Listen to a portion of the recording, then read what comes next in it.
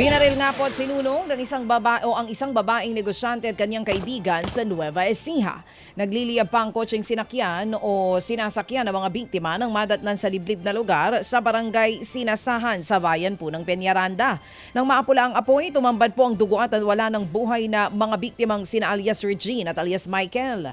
May mga tama sila ng bala sa lieg at sa batok. Posibleng malapitan o close range ang ginawang pagbaril sa dalawa at nasa likuran ng kotse ang gunman. Sa inisyal na investigasyon, Lunes ng umaga nang umalis ng Palayan City ang mga biktima. Hindi raw alam ng mga kaanak ng biktima na magkasama po ang dalawa.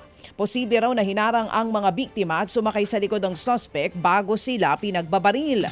Tukoy na ang person of interest ng Peñaranda Police. Isang tinitignang anggulo ang negosyo ng babaeng biktima at ang ibinebenta nitong property na nasa halos 18 million pesos ang halaga.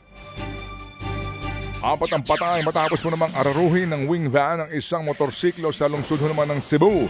Dead on the spot ang tatlong sakay ng motorsiklo. Ang driver naman ng wing van ay nadala pa sa ospital pero dineklarang dead on arrival.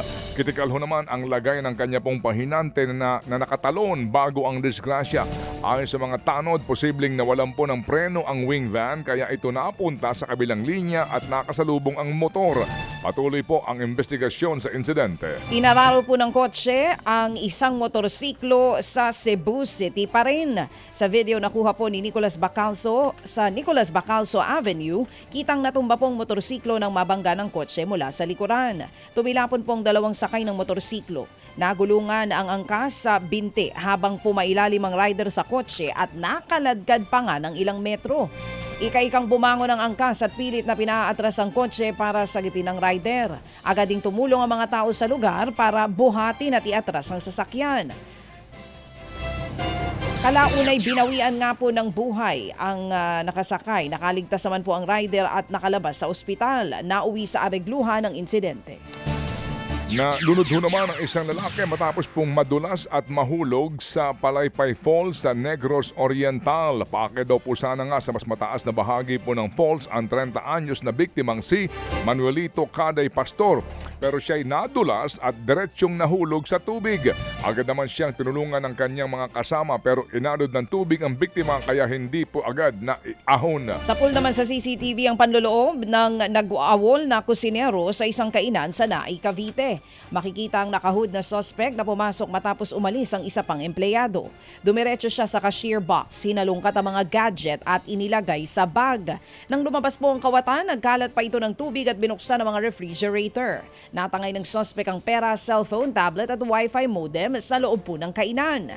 Pati wifi modem Agad na nakilala ang suspect dahil sa kuha ng CCTV.